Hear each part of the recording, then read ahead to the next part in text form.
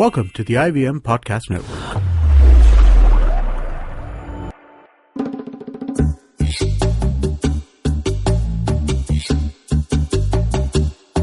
All right, welcome to Shunya One. I'm your host, Shiladitya. I'm the founder of Hipcask, Rassilent, and a bunch of other stuff. You can find me on social media on @Shiladitya on Twitter. And in the studio, I'm joined by my co-host, Amit Doshi. Hi, everybody. He's the founder and CEO of Indus Vox Media, which brings you this podcast and a bunch of other cool ones. That is correct. So, where do we find you on social media? Yeah, sure. My Twitter handle is Doshi Amit. All right. So, today, our very special guest, like always, is none other than someone I call a dear friend, elder brother, and also very cool technologist. Let me introduce you to Sauvik Banerjjee. How are you? I'm good. Thanks for having me here. And always, we've been wanting to have you here for a while, and good we got you, finally. Sauvik Da, as I know him, is one of the most busiest people I know, I think. I think he is... I just pretend. I think he's someone who's been doing tech for a long time now. Definitely been a part of a lot of interesting technological companies over the years, and you've personally also been involved in a lot of revolutionary stuff happening in India lately.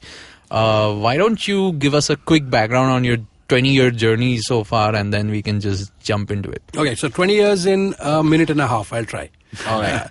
So I call myself an accidental technologist, professional sportsman, grew up being a professional sportsman back in Cal. Families from there, left for the shores of England playing professional cricket, then played a little bit of professional rugby.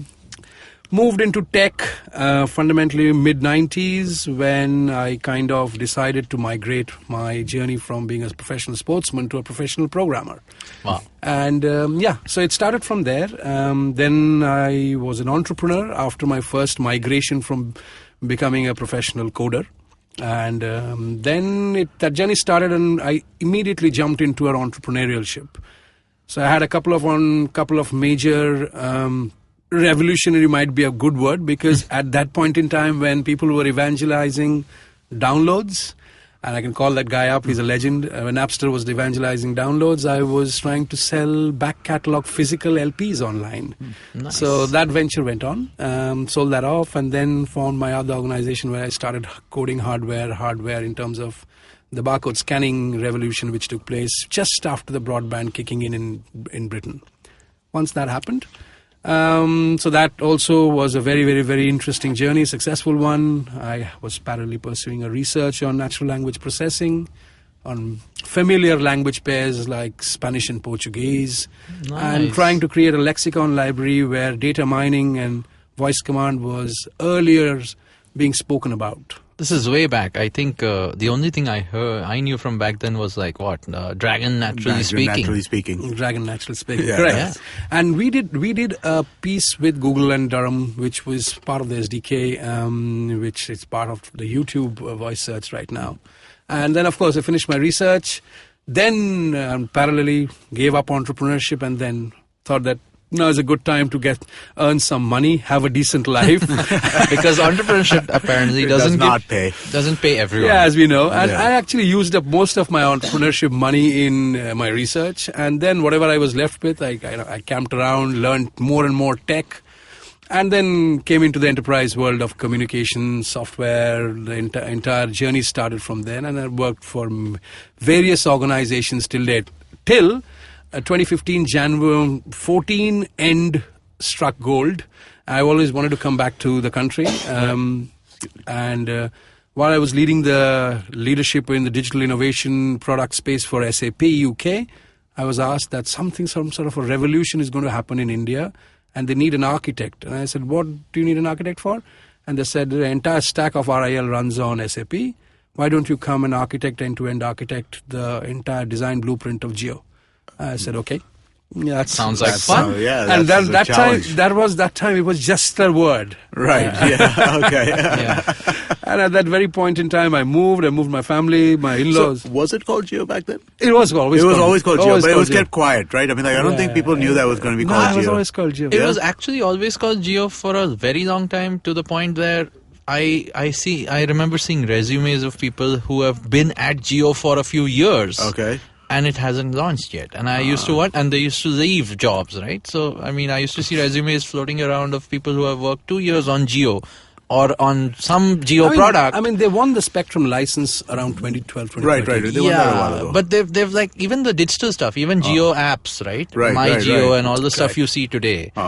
People had worked on it way back then, and they had left companies saying, hey, this is what I've built. And I used to ask them, but wait, where is it? Yeah, and I mean, he's like, no, it's not launched yet. Without disclosing it, putting the ex-SAP hat on, there were a lot of technology tried and testing going on as well. You know, they were trying a scale which has never been achieved before. And you know, biggest customer acquisition in the world, faster than WhatsApp and Facebook.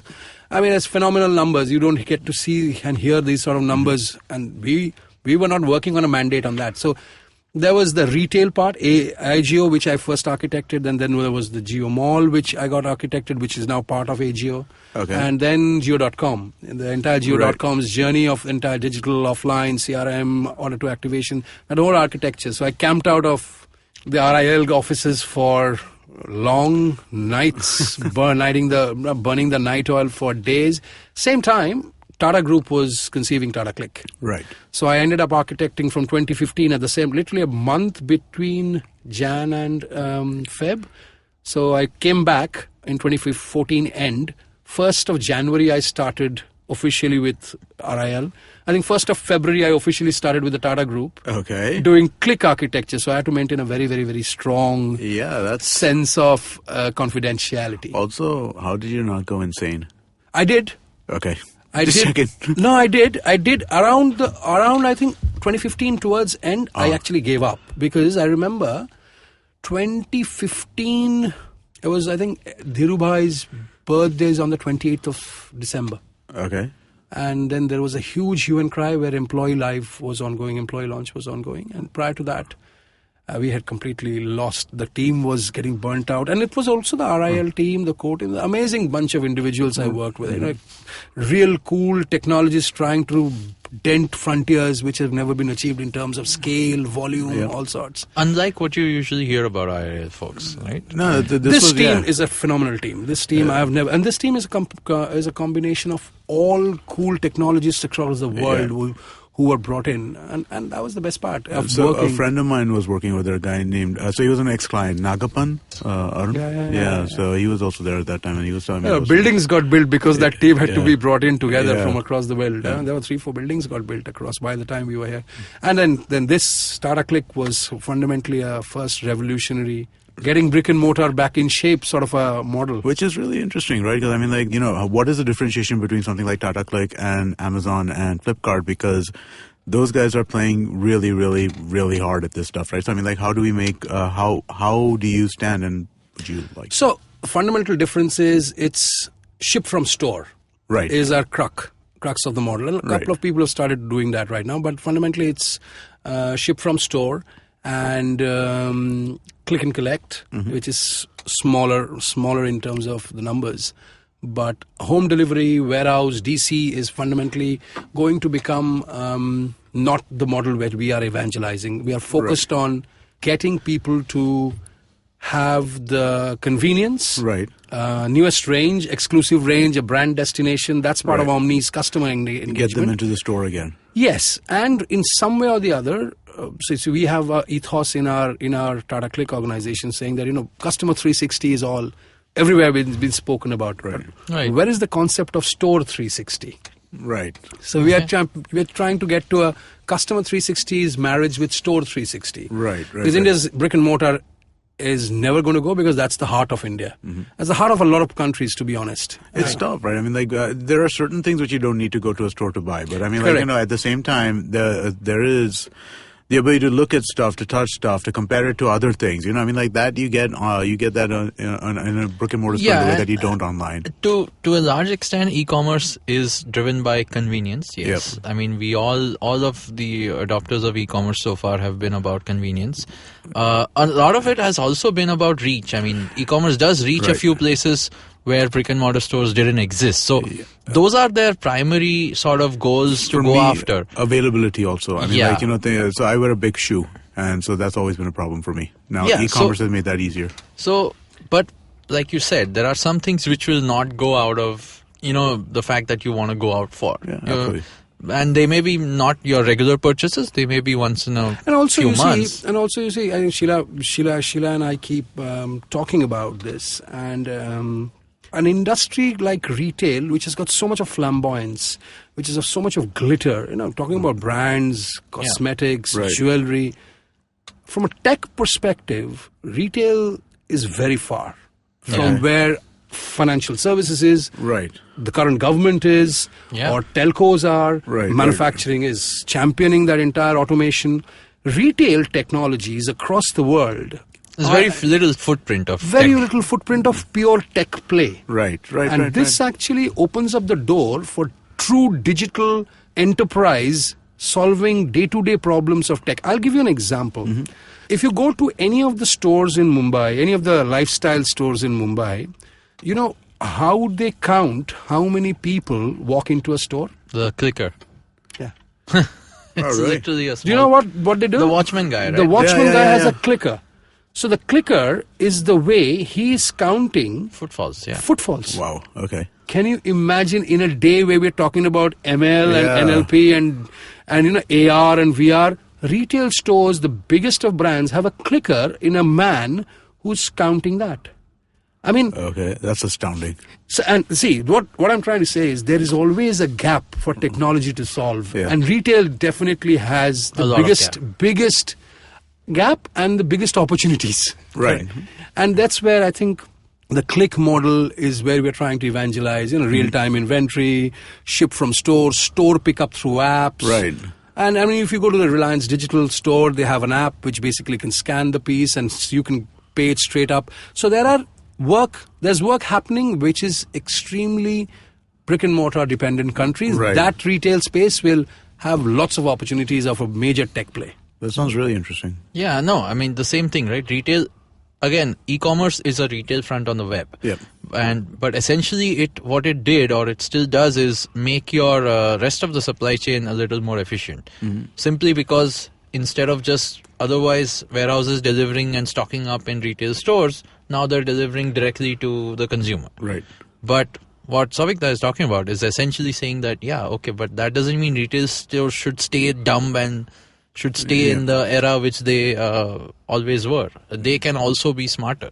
They can, beyond clickers, there's so much more, right? Not just footfall tracking. It's about, even I know a lot of all sorts of retail stores do so many kinds of analysis of heat maps on which places people spend more time, and there's so much of stuff which can be done on retail, which can again then feed back into whatever else is your e-commerce, whatever your e-commerce destination shows. Absolutely. Like the stuff which people look at more in stores is essentially the stuff they look at more in online. The e-commerce stores. Yeah, exactly. So there's a lot to even gain from having a store experience. Because we have started this entire... So we went and scouted everywhere in the world who's doing a marketplace of major brands, high-end brands. You'll see Superdry on Tata CliQ in the next 2 weeks. Okay. You've got Coachella to all sorts right now. I mean, from Indian brands like Global Desi to Fab India, from a lifestyle perspective to Voltas and IFBs and the Echoes of the world, they are coming across. So what I'm trying to say is, because we are a brand destination, you might have seen the new and now, what we're kind of championing, saying the newest of the range, and you can get it now, is what we're trying to say. And there's a lot of technology behind that, because there's a lot of real-time inventory, there's a lot of analytics which keeps on happening in terms of how we're positioning the next campaign. Right. You'll be amazed to hear the biggest purchases throughout the day happen between 10:30 in the night and 2:30 in the morning. So that's the biggest amount of traffic we get to see on a daily basis. That's interesting. But actually kind of intuitive. It's kind of intuitive, right? You're done with dinner, you're sitting on a computer for a bit. Yeah, let me order something. And I think that the purchase power has moved from... It's a mobile world. So so the device base of the mobile responsive side, and it's not only us, it's also Myntra and Jabong, they see the similar. Coves faces similar amount of traffic. So that's an industry norm which is end up becoming. So the amount of efficiency which is required in terms of nighttime preparedness of technology is also very different. Or weekend preparedness of technology during the Saturday night or the Sunday morning. Yeah. I mean, in the technology world, deployments are scheduled to do during the weekends so that we don't disrupt day to day. The entire paradigm is shifting now. Yeah. In fact, so since you were talking about these, again, you're right now with the Tata Group, which is a big, huge company. It's a huge group in general, and obviously known as one of the oldest, most respected companies in the country. Now, given that within this group, you're doing so much of core tech, so much of forward-thinking kind of technology solutions like you're just talking about. And you were doing this even with Jio. Even Jio is a good example for that. SAP was powering what Jio wanted to do. And at that time, Jio wanted to build something not just from knowing, obviously the business side of it was so lucrative for them and that's why they did it. But they also chose state-of-the-art. They also went with the best tech of the current age and not just the old age, which they may have been used to, or they could have easily worked with any legacy system which they had and they were used to, right? But they chose to hire the best guys who knew tech of today, guys who knew consumers of today, and they made things accordingly. Correct. What is this big shift since you've been with large companies over the last 5 to 10 years? What is this change of suddenly getting aware about what today's consumer is all about, and how come this big change is happening, and do you see that happening? So I think Sheila, that's a very good question. I'll tell you what I've been. Is it like reactive? Is it? Or what kind of. So I'll tell you what. It's been evangelized, to be honest, by Google and Amazon. Mm-hmm. So what Amazon does is, Amazon doesn't have a NPS. They follow a concept called perfect order, and that perfect order could be a consumer journey where a customer comes a few times on the site, hasn't been in a discovery exploration mode, and then they probably transact again and again and again. So they consider not an NPS of a customer's satisfaction criteria, they consider perfect order. Why they do that? They have a concept called customer obsession index. Okay. So either, if you're a digital platform, what do? You either are, and Google plays the same card now, and Facebook is now mimicking that. Customer obsession, customer centricity is becoming customer obsession. Okay. You can be two companies. You can be a brand. I mean, especially these big, large, customer-focused digital enterprises. You can be a brand-obsessed organization, which is what the Flipkart model is. They are focused extensively on empowering the seller, which Amazon originally was, and so was eBay. And then Amazon moved from a brand seller-focused organization to a completely customer-obsessed organization. So there could be two plays. The third play, of course, is the efficiency of the experience in itself. Okay. So you can transact from anywhere in the world, any device in the world. Smart TVs you're transacting to, mobile phones is day-to-day of our lives, and watches. So the next piece where I think, Sheila, you're talking about is, it all stems from that. And I think people like the Reliance Group or the Tata Group or the big conglomerates in India, say suppose Asian Paints or Adani's or the Vedantas of the world, or Mahindra Group, they have realized that. And the advantage the Indian conglomerates, or the 100 billion Indian conglomerates, with a couple of them and then the rest of them are also equally strong, is they have realized that our biggest strength has been the 900 towns. Right.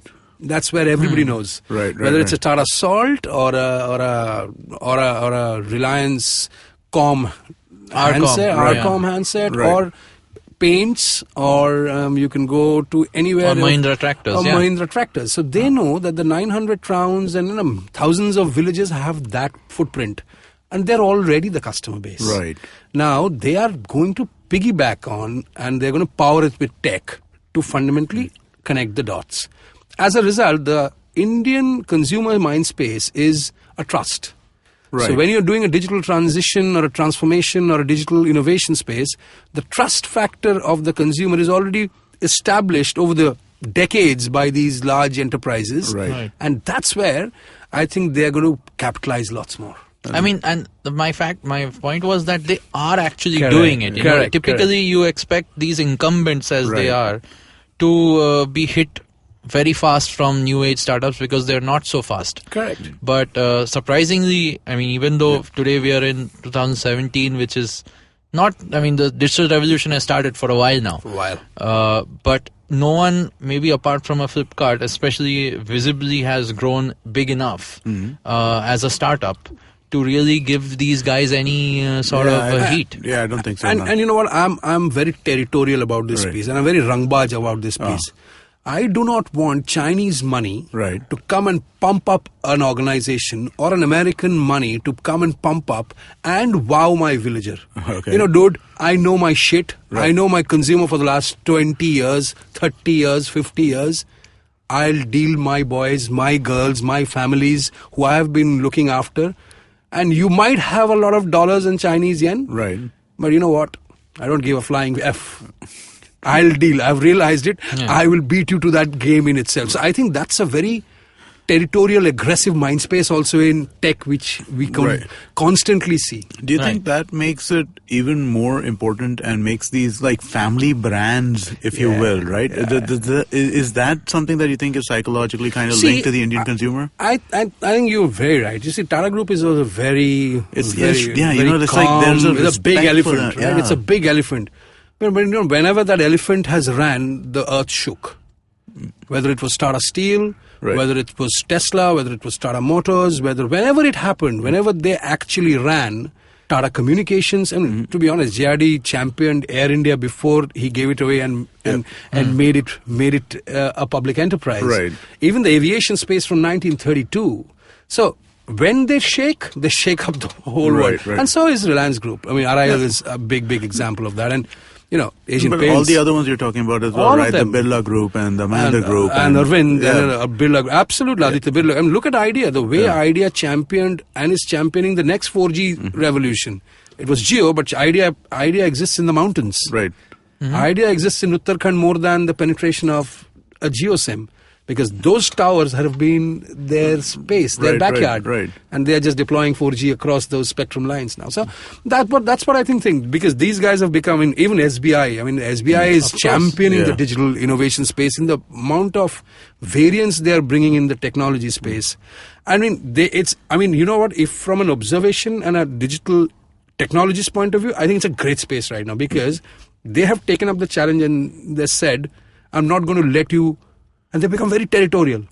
Suddenly, you see this entire patriotism and territorial piece which works. Right. I think it's a good space to be because you can innovate continuously. Yeah, no, that makes Actually, there's a lot of invention rather than innovation, which is ongoing right now. India's space, India context, India type. Right. But it's still ongoing. It started. Yeah. No, so it's good to see that the fight is. I mean, the fight was always there in these big guys, but now they're putting their mind behind on their muscle and actually going aggressive. Finally, I think that's what I'm happy to see. And all right, so on that note, we'll take a quick break and come back and talk some more. Hey, friend. So if you're listening to a podcast right now, you're probably some kind of a nerd at heart, at least.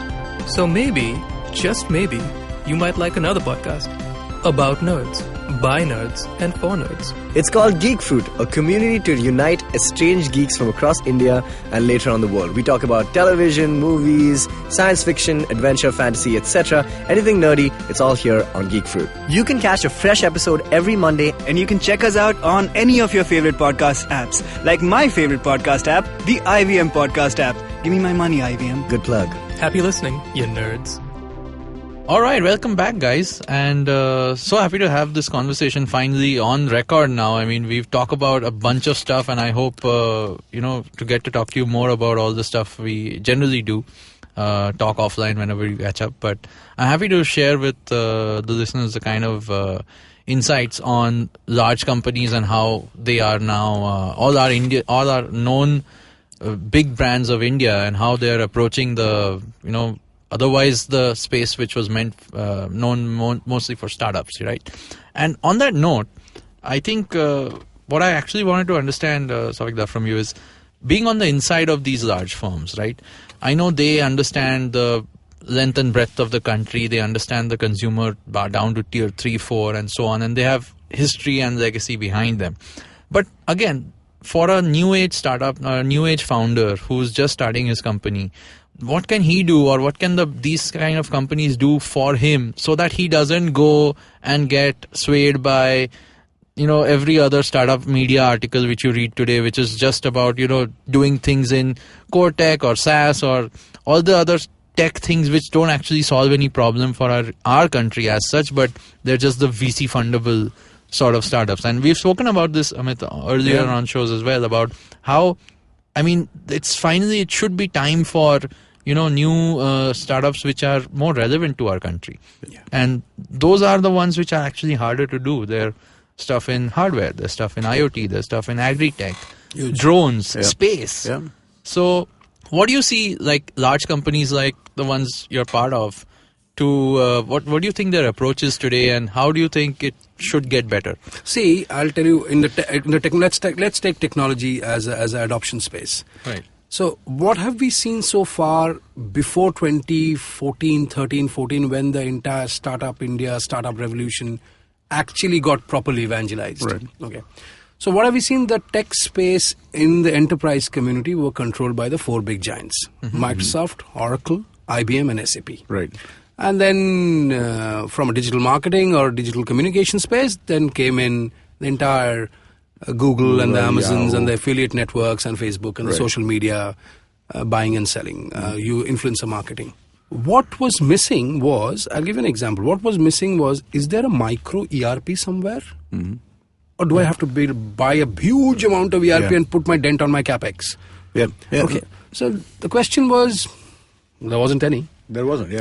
There wasn't any which was meant for India. Nothing was meant for India. There were only Salesforces and CRMs. And they had to be customized. They were custom-made stuff. That's what I used to do, right? We used to be custom-made ERP systems for like a whole bunch of different small customers. And it was so stupid because every time you're reinventing the wheel, there's no process behind this stuff. It was just, it was good. You made money doing it because you charged per hour. But it was bad because that's not how you should do stuff. Yeah. Absolutely right. Absolutely right. So that question started coming in the world of the enterprise heads as well. Great, these are great technology partners of ours, and the collaboration is not going. But what if I want to solve my new company's problem? So I've got 50 companies, 100 companies, all these big groups, and even traditional SMEs who have established themselves and are a fair few multi-million-dollar organizations rather than large enterprise corporates. Right. Where is that technology which is contextual to India? Mm-hmm. Now, I actually have a GSTN, which is built for India by the Indian community, architected by Indians. So I think GSTN could be a government example. It runs on open source. Yeah. It's built by Infosys and is the one single source of truth for all business. Let's take it this way. It's still in observation and monitoring mode, but we built it. From a tech perspective, it's there. It's there. Now, flip the coin and let's take the private enterprises like RIL or Tata Group. Every one of them, or Mahindras, every one of them has an incubation program to incubate organizations, which is India specific, which is the India stack story, but for the enterprise. Now, where is adoption? I see huge adoption in the Tata Group, between Tata Comms and Tata Motors. We are always talking to Indian startups and trying to do the fit and the gap analysis in the process and trying to fit that gap. And if there is an organization, I'll tell you an example of Tata CliQ. Mm-hmm. I work with organizations various. The reason why me and Sheila got together was fundamentally the SAP startup established. I call Sheila's organizations, the Hipcast is a pure play startup. Right. And his previous organization is a major startup. Right. And which has established a stage. Yeah, it's SME officially. It's an SME officially, right? Yeah. But SME adoption into an enterprise or a tech could be both ways. I, as an industry, can consume. The technology partners like Microsoft, SAP, and IBM are also consuming that tech. Right. Because they don't have to build it from their various huge budgets. They have to allocate. The adoption is pretty strong right now. It's also indulging and creating new companies and also adopting any new startup tech. See, the challenge for a startup is not to get Series Seed, Series A, Series B. At the end of the day, you're making a dhanda. Then you're trying to set up business. Yeah. You need customers. Yeah. At the end of the day, every startup thinks I have got to exit in an $800 million deal. then to ho gaya.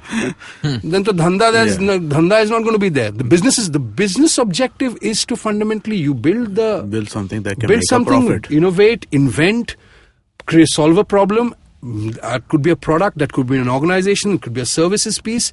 But then the enterprise community has to also warm up to it and then buy. Who's our biggest consumer base? It's always the Builder Group or the Tata Group or the RIL or the big Vedanta Adanis. If they have to not buy, if they can't be wowed, then I'm missing a huge space to sell.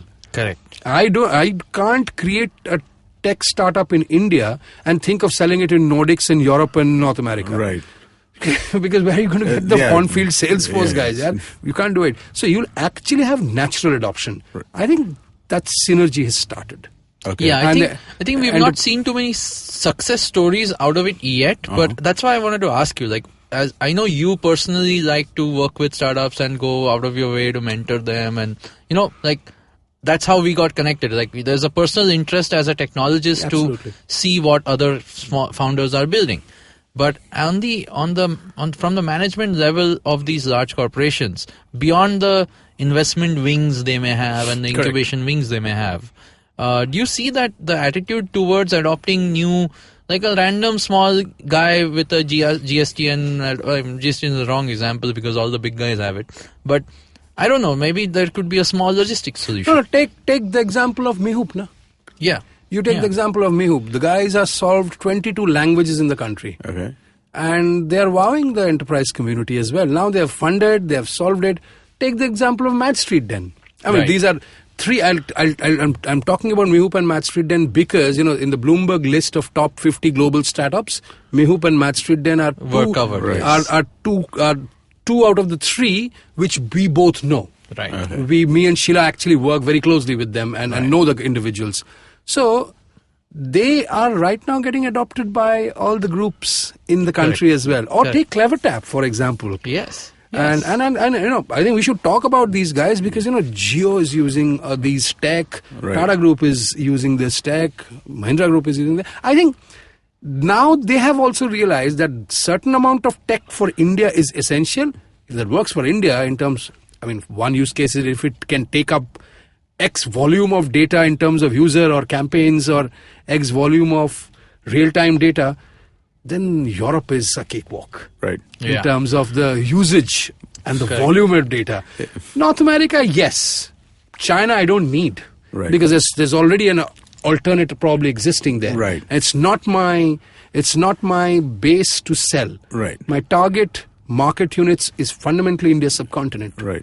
And I think, as Sheila that's a very good question, I think adoption has started. 12 to maybe 15 months back is where the mind space have changed. Adoption has changed. 18 months you could give it a benefit of doubt. You will see in the next 12 to 18 months to 24 months a big success story coming up. Post-adoption, the impact, whether it's a conversion impact or an ROI impact, that's where with the story of Stitch or the bridge between the startup and the enterprise communities will be most spoken about. I think we are in that implementation phase, monitoring, observation mode. Yeah, I think that's where, so like I was saying, right, to inspire the next generation of people who are wanting to build for India. There are people out there who are building something for India. It could be a tech, it could be a pure tech piece like the companies you mentioned, CleverTap or Mad Street Den, or it could be a hardware piece, it could be a logistics piece, it could be a whatever it is, it's very India-centric. And I think enterprises like these large groups have the advantage of being able to experiment at the same time, give these guys a showcase. And I think that's what you're saying is happening. We're in the implementation phase, and I hope that in the next 2 years something comes out where, like a Tata can come and say, hey, Tata Group used this company, which started just 4 years ago or 2 years ago, and now because of that they have changed the way they do business in certain verticals or something. And I think there's another. I'll just put another spanner in the works. Which used to be the case for they used to use a Microsoft Right, product. exactly. Yeah, absolutely. Absolutely. And that's that I think is one of the big problems that people servicing enterprise have right now, right? Because they're startups. They have a great product, but they don't have the track record, they don't have the capitalization, and there is a certain amount of fear that, hey, what if you're not here? And we put critical functions in your platform, and then you're not here a couple of years from now. Then what are we going to do? Absolutely. I mean, saying that, it could be, and I can see another shift where I'm very connected to the Israeli tech community, the startup community, because of Tata Group, X footprint, and also the North American. The Valley is also very well connected with, over the years, working in UK. They are now contextualizing and trying to make sure that the labelization, the contextualization of high-end products are not only catered for their own market, but for India. So India is becoming a destination for Israeli tech startups. The Bay Area startups. See, the Bay Area will always have an adoption quickly because there is already an audience which has been built and set expectations have been built. But then next, whenever the frontiers are crossed from the valley, they now need a market, and India is going to be their biggest market. Yeah. So it's going to be China, because they can't break into it. Yeah. Exactly, and India is probably the biggest adoptive market. What did you just showed me? Microsoft product today, Kaizala. Yes. Microsoft launched an Indian name-inspired product for India. There you go. Yeah. But because this is a market for them these days. And it has to be, because, we have just talking about 66 cities who are adopting technology. Think of when actually Jio plus other telcos and broadband, 100 MB broadband is ubiquitous. 5 years, 10 years down the line, what's your gut? I think 5. 5? Yeah, I'd go with his gut on India all the time. Yeah. Okay. He's like what do you call it? He's like our Whoopi Goldberg. I was going to say old, but I think that says more. No, I like his predictions because it generally comes true.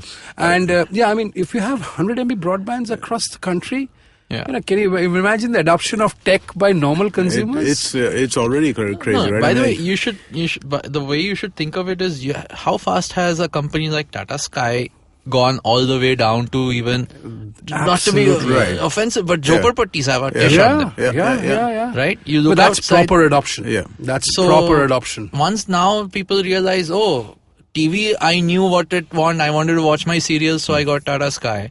Even though it's like a few fraction of my monthly income, suddenly they'll realize, wait, data is more essential for me. I need my YouTube. I need my YouTube. So they will pay for it. You know what? I'll give you a real life example. And it'll go as fast as Tata Sky went. Yeah. And I'll give you a real life example. We launched luxury on Tata CliQ. And, with all these high-end brands, Michael Kors and all of that. They're not really, really high-end, but they're premium plus premium plus. Let's put it that way. Weird stats started to see. This month we've had a phenomenal, to be honest. And for the last few months, the luxury space is really, really caught on. Bareilly, Lucknow, Tiruchirappalli, Nagpur, Kanpur, that's where the adoption is coming from.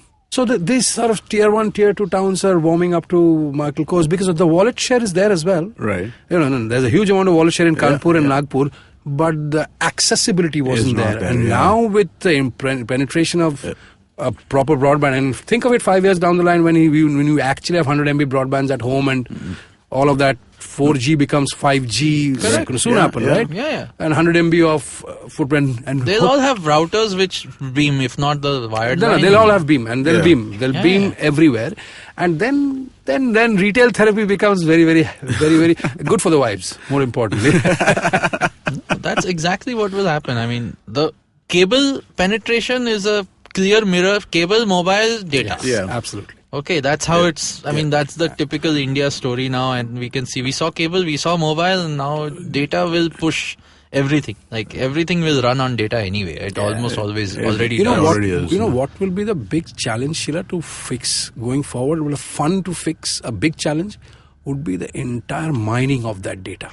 Yeah, I think that's where, so finally, I know Telecom has woken up to it today. Yes. After having 15 years of data behind them. Right. They're suddenly realizing, I need to know what's happening. I should really get some intelligence out of this. Like, why do people hate us on Twitter so much? Let me put some machine learning into what's been happening and try and predict and make them not say nasty things on Twitter. So I know Telecom is waking up to it, but we're only creating more and more piles of data much faster now. So I think with broadband and penetration of data usage in general, we'll see a lot of interesting patterns emerge for sure.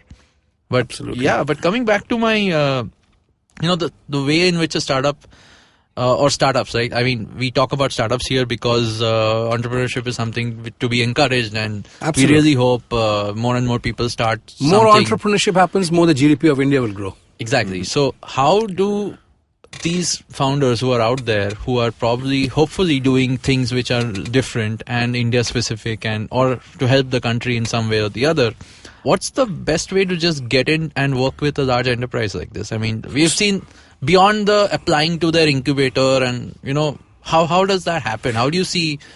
What's the best way in, do you think? I mean, obviously having people like you on the enterprise side is great because they I can think reach out.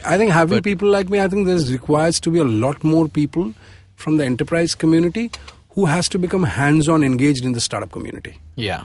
The way we are right now, and I actually to be honest, I find it quite disappointing that the enterprise community is not fiddling around in the 850 startups are registered in Andheri East.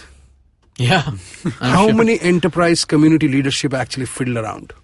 Is my biggest, I would say it's a ask. Right. I mean, people will listen, and I'll say, come.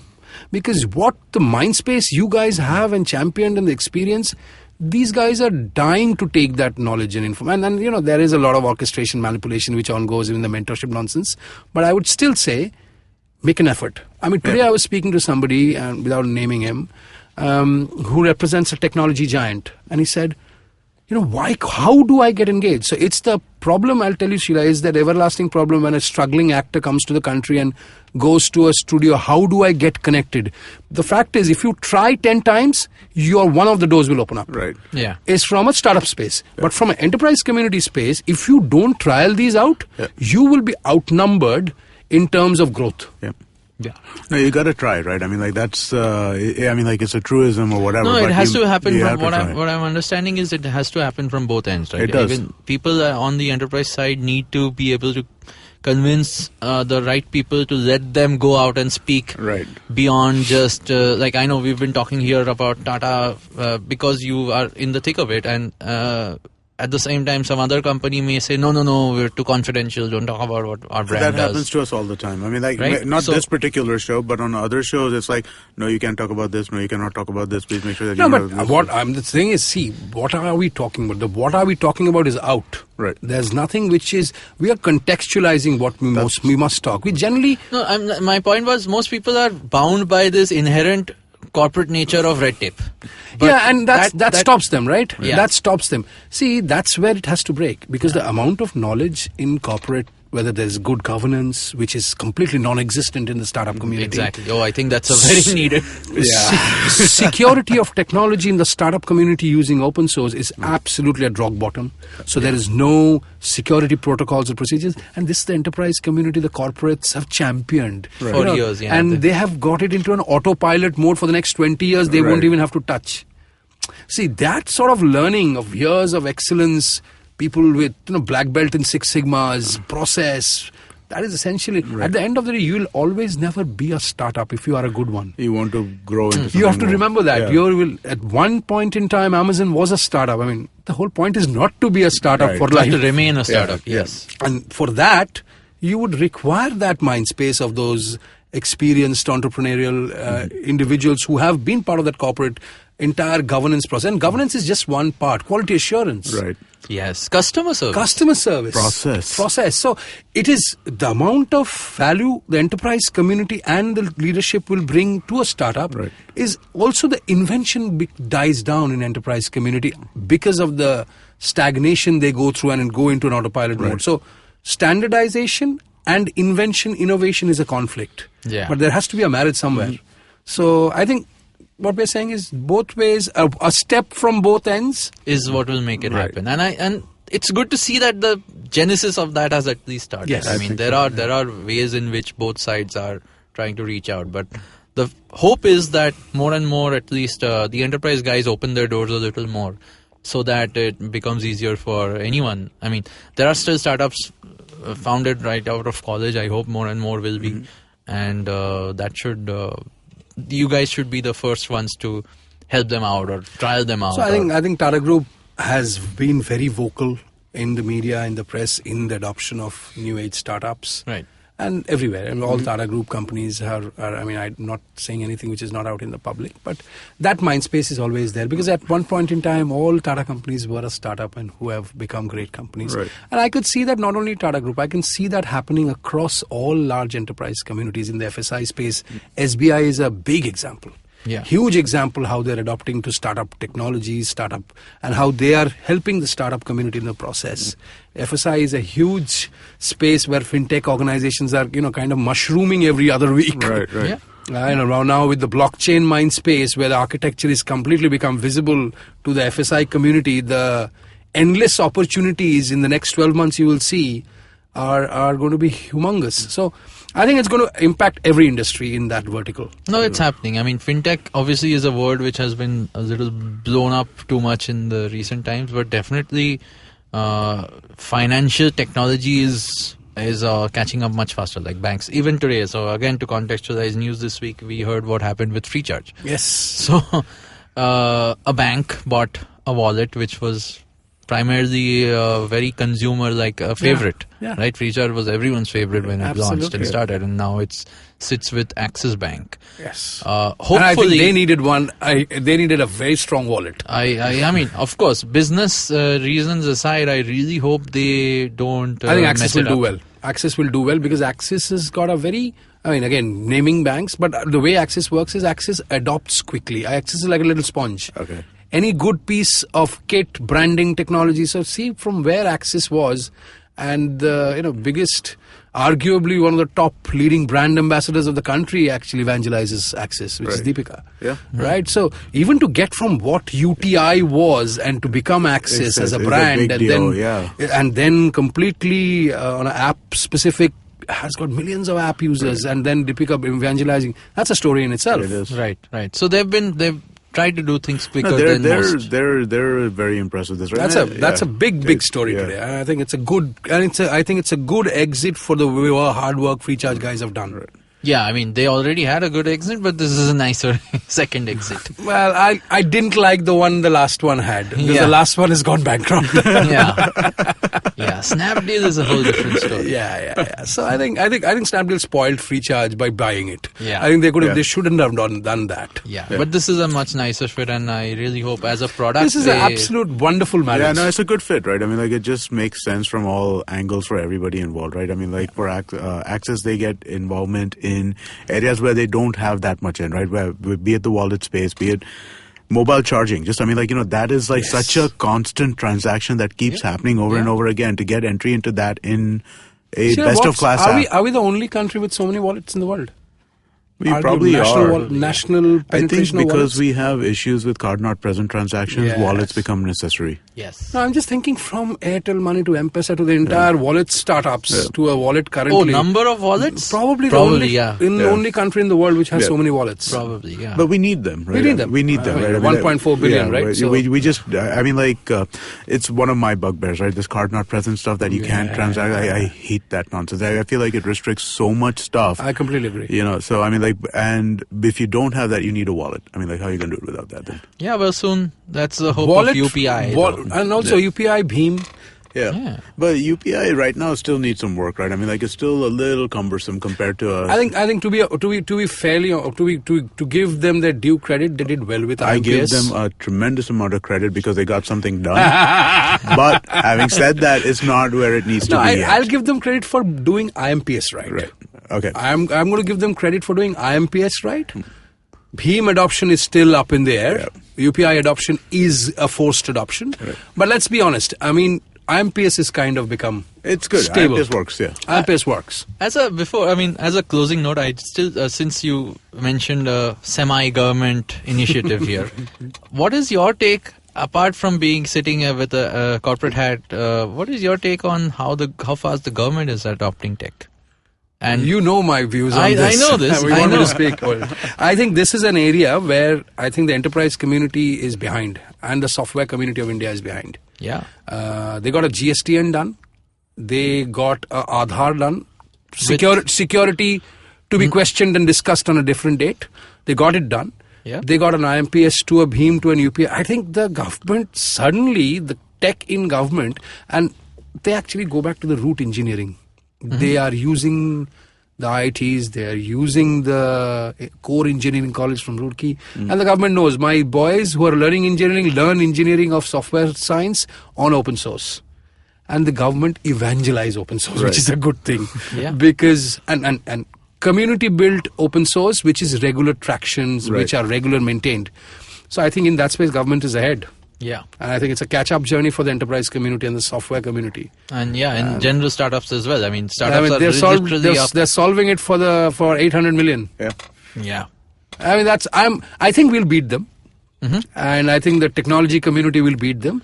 But what they are doing is very clever. They're using the best of both. And they're now looking and solving, as we always discuss, the bigger picture. Yeah. And and that's something to learn from, if nothing else. I think there should be more and more. Absolutely. I mean, I can vouch for things like in Britain, the smartness in the way unanimously, the VAT versus GST comparison of what it ended up becoming and what it was. But if you think of it, when going back, PwC wrote a white paper on when VAT got adopted in UK. It was not a year exercise. I mean, this, of course, was blueprinted and designed for God knows from whichever government it did. Right. But the way it got executed was fast. Yeah, I mean, I think that space, I think there is a lot of agility in the government space right now. At least from tech perspective, I'm pretty impressed. I mean, I don't want to comment because one thing what I have is the entire adoption of what it was and what it is now. Okay. Yeah. I think that's always good. I think leading by example, as this government is doing, is only a good thing for the rest of the community.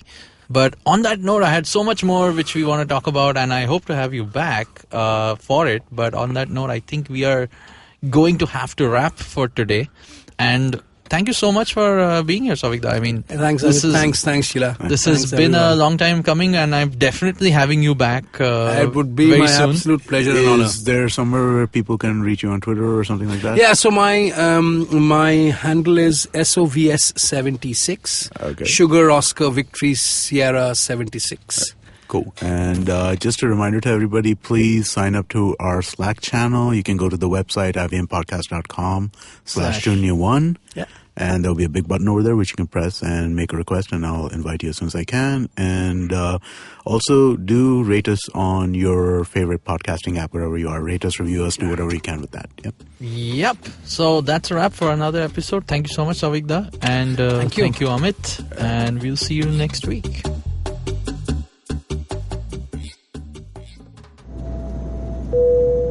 Good evening, ladies and gentlemen. This is your captain speaking. Sorry to say, but there's been a slight delay due to the apocalypse having suddenly begun. As you can see, there's death, destruction, and chaos taking place all around us. But don't you worry, food and drinks will be served shortly, and I would recommend checking out IVM Podcasts to get some of your favorite Indian podcasts. We'll keep you going till this whole thing blows over. Thank you.